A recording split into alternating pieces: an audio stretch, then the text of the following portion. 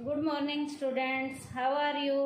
Today's topic is economic reforms since 1991 और new economic policy. बेटा हमारा ये टॉपिक इकोनॉमिक रिफॉर्म्स जो 1991 के बाद से किए गए हैं या न्यू इकोनॉमिक पॉलिसी हमारा टॉपिक चल रहा है। इस टॉपिक में हम पहले 3 रिफॉर्म्स कर चुके हैं, लिबरलाइजेशन, प्राइवेटाइजेशन और ग्लोबलाइजेशन। अब हम आगे का कॉन्सेप्ट यहाँ स्टार्ट करेंगे और आज हम स्टार्ट कर रहे हैं इसमें सबसे पहला objectives of economic reform. Economic reform के ऑब्जेक्टिव क्या क्या हैं?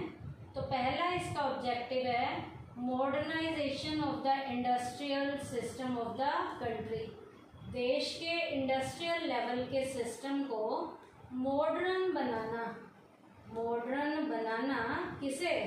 देश का जो इंडस्ट्रियल लेवल का सिस्टम है उसे मॉडर्न बनाना हमारे इकोनॉमिक रिफॉर्म का मेन ऑब्जेक्टिव था। मॉडर्न का मतलब होता है बेटा उस काम को करने के लिए लेटेस्ट लेवल की टेक्नोलॉजी का जब क्या किया जाता है, यूज किया जाता है।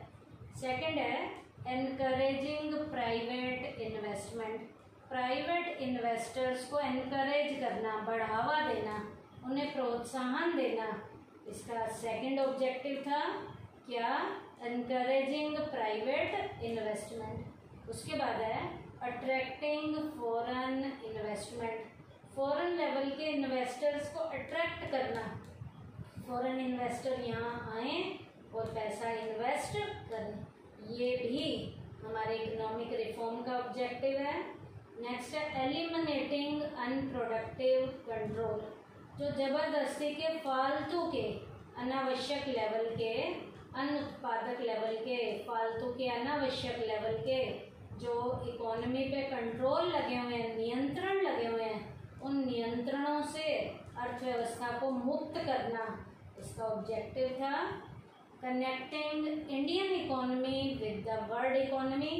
इंडिया की इकोनॉमी को वर्ल्ड की इकोनॉमी के साथ जोड़ना, कनेक्ट करना भी इसका ऑब्जेक्टिव था। Controlling fiscal deficit. राजस्व लेवल का जो घाटा बढ़ता जा रहा था कि हमारी इनकम कम थी और खर्चे हमारे ज़्यादा थे, तो इस फिस्कल लेवल के डेफिसिट को कंट्रोल करना भी इकोनॉमिक रिफॉर्म के ऑब्जेक्टिव में आता है। उसके बाद है encouraging foreign exchange reserve. Foreign level के एक्सचेंज के रिजर्व को बढ़ाना कि फॉरेन करेंसी देश में ज़्यादा आए। जितनी ज़्यादा फॉरेन करेंसी आएगी, फॉरेन लेवल के एक्सचेंज के रिजर्व इंक्रीज होने शुरू हो जाएंगे। तो फॉरेन एक्सचेंज रिजर्व को भी इंक्रीज करना इसका मेन ऑब्जेक्टिव है। Controlling unprofitable industrial unit in the public sector. Public sector की ऐसी इंडस्ट्रियल यूनिट जो लॉस में जा रही हैं, उनके लॉस को प्रॉफिट में कन्वर्ट करना। इसका मतलब वो यूनिट प्राइवेट एंटरप्रेन्योर को बेच देना, वो यूनिट प्राइवेट एंटरप्रेन्योर को बेच देना ताकि प्राइवेट एंटरप्रेन्योर उनके लॉस को प्रॉफिट में कन्वर्ट कर सके। तो ये पॉइंट क्या था? Controlling unprofitable industrial unit in the public sector. Public sector की इंडस्ट्रियल यूनिट जो प्रॉफिट में नहीं चल रही हैं, उनको कंट्रोल करना ताकि उनका प्रॉफिट बढ़ाया जा सके। तो ये तो इकोनॉमिक रिफॉर्म्स के क्या थे? ऑब्जेक्टिव थे। क्या क्या? Modernisation of the industrial system of the country, encouraging private investment, attracting foreign investment, eliminating unproductive control, connecting Indian economy with the rest of the economy, controlling fiscal deficit, encouraging foreign exchange reserve, controlling unprofitable industrial unit in the public sector। अब next topic है बेटा हमारा major steps of economic reform. बेटा economic reform के लिए जो आर्थिक सुधार किए गए हैं, उनमें मेजर क्या क्या स्टेप उठाए गए हैं, क्या क्या कदम उठाए गए हैं, कौन कौन से तरीकों के जरिए इकोनॉमिक लेवल पे हमने रिफॉर्म किए हैं, हमने सुधार किए हैं। तो वो कौन कौन से हैं? इनमें सबसे पहला पॉइंट है हमारा न्यू इंडस्ट्रियल पॉलिसी। सबसे पहला पॉइंट क्या है हमारा? New industrial policy. इंडस्ट्री की पॉलिसी क्या की गई है? नई बनाई गई है। न्यू इंडस्ट्रियल पॉलिसी क्या है? Under industrial policy keeping in view the priorities of the country and its economic development, the role of the public and private sector are clearly decided। बेटा न्यू इंडस्ट्रियल पॉलिसी में क्या किया गया बेटा? सबसे पहले बेटा देश में किन किन चीज़ों की कैसे इंडस्ट्रियल लेवल की पॉलिसी को हमने प्रायोरिटी देनी है ताकि इकोनॉमिक लेवल पर डेवलपमेंट हो सके। और बेटा पब्लिक और प्राइवेट सेक्टर जो हैं उनके बेटा रोल बिल्कुल क्लियर किए गए हैं कि पब्लिक का रोल क्या है और प्राइवेट सेक्टर का रोल क्या है। तो पब्लिक और प्राइवेट के रोल बिल्कुल क्लियर किए गए हैं न्यू इंडस्ट्रियल पॉलिसी में। और देश में बेटा इकोनॉमिक लेवल पे डेवलपमेंट कैसे हो सकता है, उन इंडस्ट्रियल लेवल की पॉलिसीज को यहाँ पर क्या दी गई है? प्रायोरिटी दी गई है, इम्पोर्टेंस दी गई है। इसमें क्या है? Under the new industrial policy industries have been freed to a large extent from the licences and other control. इसमें क्या किया गया बेटा? इकोनॉमी का डेवलपमेंट हो सके इसके लिए बेटा ज़्यादा से ज़्यादा इंडस्ट्रीज को खोलने पे जोर दिया गया है। और जो ज़बरदस्ती के इंडस्ट्रीज को खोलने पे पहले कंट्रोल्स वगैरह लगे हुए थे कि उन्हें लाइसेंस वगैरह लेना पड़ता था या बहुत सी फॉर्मेलिटीज़ पूरी करनी पड़ती थी, अब उन्हें उन सारी फॉर्मेलिटीज़ से आज़ाद कर दिया गया है, फ्री कर दिया गया है। कौन सी पॉलिसी के अंडर? न्यू इंडस्ट्रियल पॉलिसी के अंदर। In order to encourage modernisation stress has been laid upon the use of latest technology. अब यहाँ पर एक चीज़ का और भी स्ट्रेस दिया गया है न्यू इंडस्ट्रियल पॉलिसी में कि माल को बनाने के लिए यहाँ पर लेटेस्ट वाली जो टेक्नोलॉजी है उसका भी यूज़ किया जाए ताकि क्या हो बेटा, जितना बढ़िया तरीके से ये न्यू इंडस्ट्रियल पॉलिसीज जो बनाई जाएंगी उनसे जो है बेटा बहुत ज़्यादा माल बनाया जाएगा और जितना ज़्यादा माल बनेगा उतना ही प्रॉफिट क्या होगा? ज़्यादा होगा। और पब्लिक और प्राइवेट सेक्टर का जो रोल है वो भी इस पॉलिसी के तहत बिल्कुल क्या किया गया? क्लियर किया गया। कौन सी पॉलिसी में? न्यू इंडस्ट्रियल पॉलिसी में, ताकि क्या हो बेटा, फॉरेन लेवल के इन्वेस्टमेंट बढ़ सके। Efforts have been made to encourage foreign investment, और सारे के सारे ऐसे एफर्ट किए गए हैं यहाँ पर ताकि फॉरेन लेवल के इन्वेस्टर जो हैं इंक्रीज हो सके। उसके बाद है second, new trade policy. Trade के लिए, व्यापार के लिए भी नई पॉलिसी बनाई गई है। अब ट्रेड पॉलिसी है क्या? Trade policy means the policy through which the foreign trade is controlled and regulated.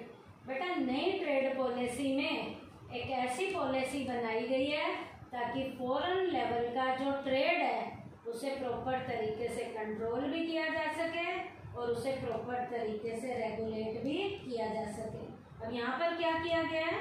As a result of liberalisation, liberalisation की पॉलिसी में trade policy has undergone tremendous changes. यहाँ पर काफ़ी ट्रेमेंडियस लेवल के changes किए गए हैं लिबरलाइजेशन के according. Specially the foreign trade has been freed from the unnecessary control.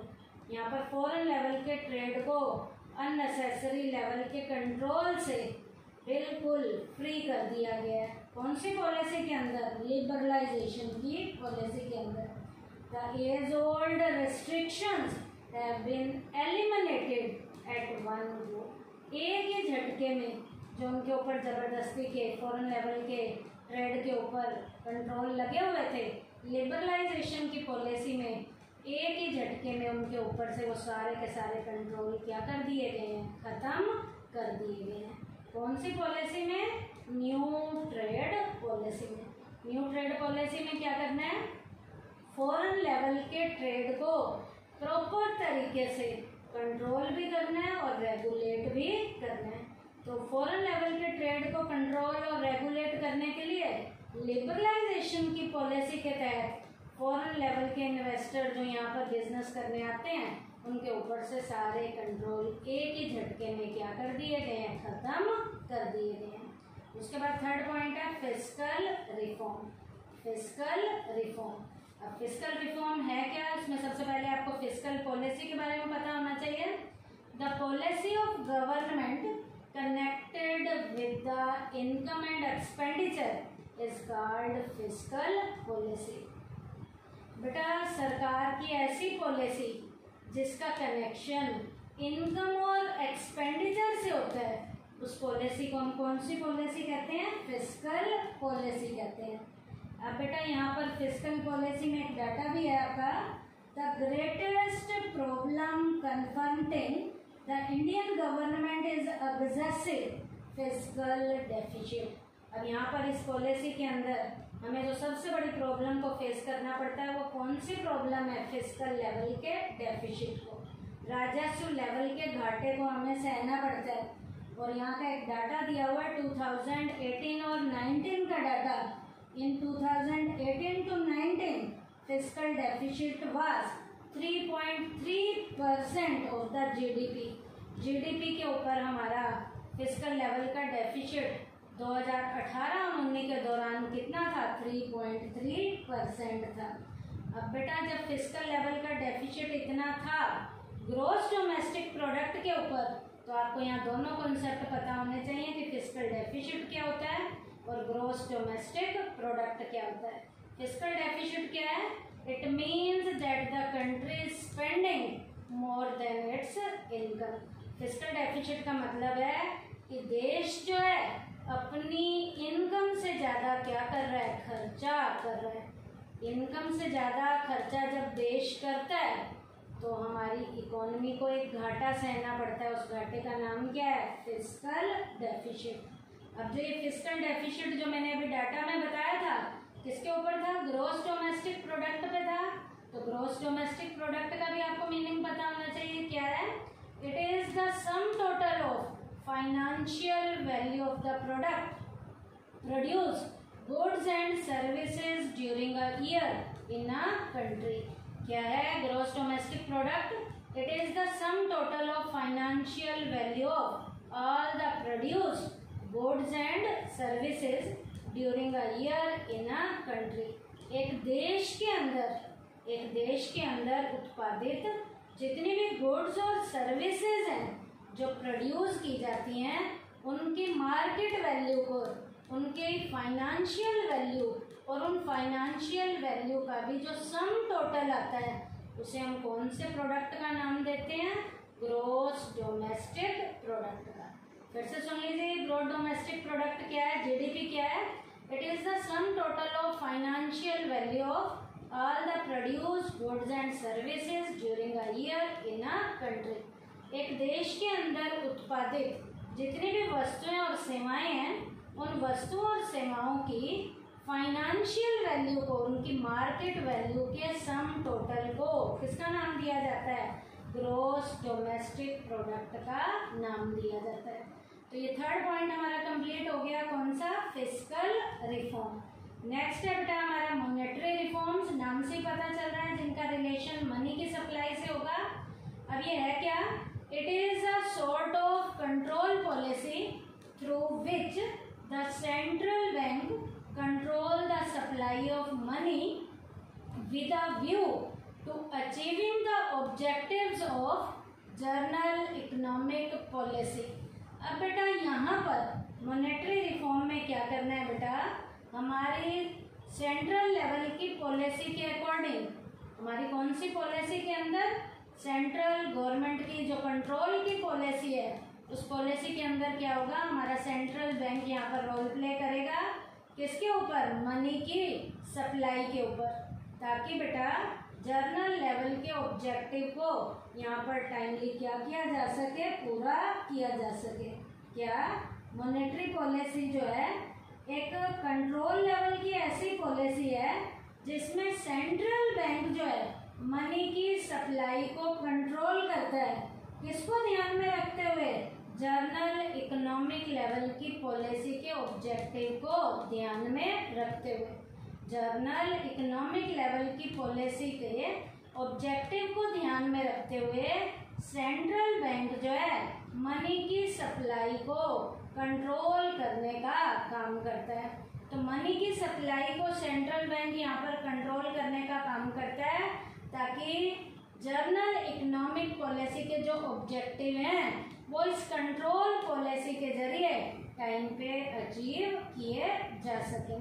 तो मनी की सप्लाई को जब हमारा central bank general economic policy के ऑब्जेक्टिव को ध्यान में रखते हुए कंट्रोल करता है तो उस रिफॉर्म को हम कौन से रिफॉर्म का नाम देते हैं? मॉनेटरी रिफॉर्म का नाम देते हैं। और यहाँ पर भी हमारा जो रिफॉर्म किए जाएंगे तो इनको रिफॉर्म्स को मॉनेटरी रिफॉर्म कहेंगे। तो यहाँ क्या कहा जाएगा?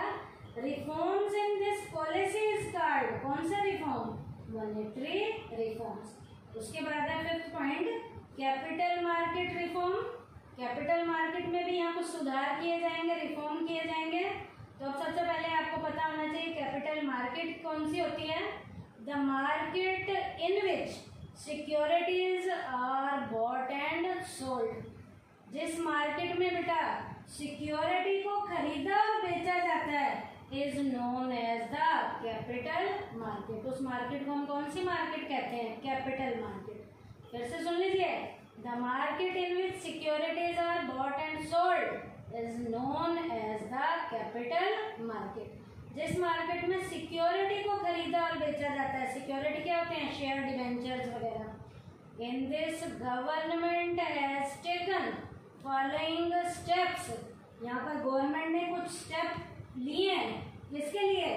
For the development of this market. इस मार्केट को डेवलप करने के लिए हमारी सरकार ने भी यहाँ पर कुछ उपाय किए हैं, कुछ स्टेप उठाए हैं। क्या क्या स्टेप हमारी सरकार ने उठाए हैं ताकि इस मार्केट को सुधारा जा सके, इस मार्केट का काम बढ़िया किया जा सके? पहले से क्या क्या सुधार किया है? पहला, in order to control the capital market security and exchange board of India SEBI has been established. इस मार्केट की, कैपिटल मार्केट को प्रॉपर तरीके से कंट्रोल करने के लिए सरकार ने बेटा सेबी नाम की इंस्टीट्यूशन को यहाँ पर क्या किया है? एस्टेब्लिश किया है। उसके बाद है the restriction in respect of interest on debenture has been lifted. बेटा डिवेंचर्स के ऊपर, इंटरेस्ट के ऊपर जो रिस्ट्रिक्शंस पहले लगाई गई थी उसको भी अब दूर कर दिया गया है। उस इंटरेस्ट जो डिवेंचर्स के ऊपर दिया जाता था उसे भी अब कुछ ठीक किया गया है।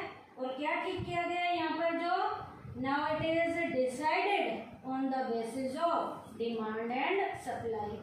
पहले ये किसी और चीज के द्वारा डिसाइड किया जाता था, अब इसे डिसाइड करने में डिमांड और सप्लाई वाली जो दो फोर्सेस हैं उसका रोल होगा और उसी के अकॉर्डिंग डिवेंचर्स के ऊपर कितना इंटरेस्ट देना है ये डिसाइड किया जाता है।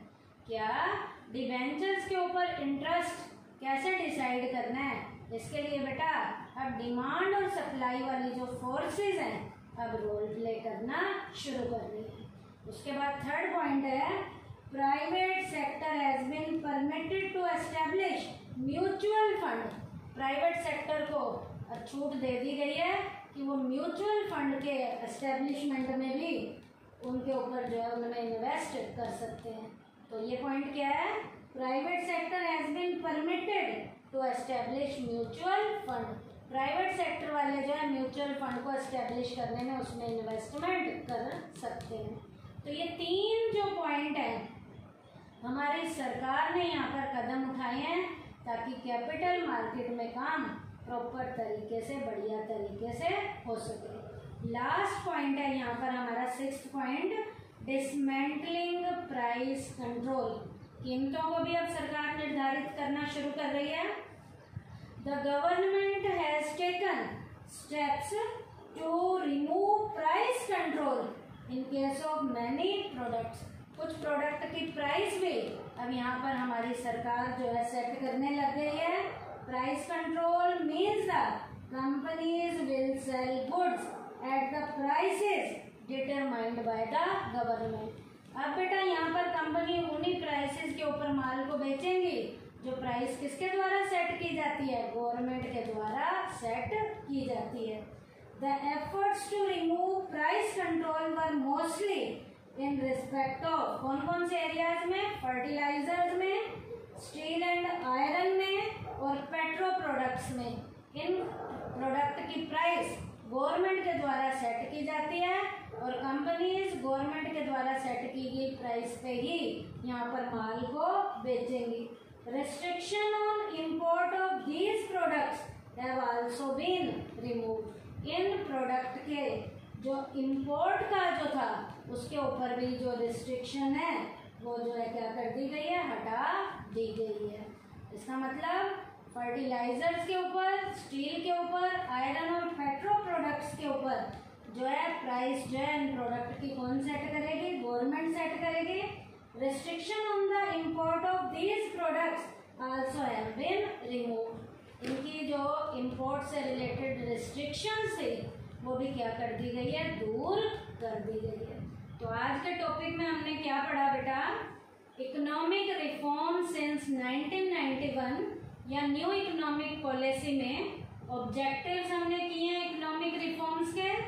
उसके बाद major steps of economic reform में हमने कुछ सुधार किए हैं, जिसमें पहला न्यू इंडस्ट्रियल पॉलिसी किया है, न्यू ट्रेड पॉलिसी किया है, फिस्कल रिफॉर्म हमने किया है.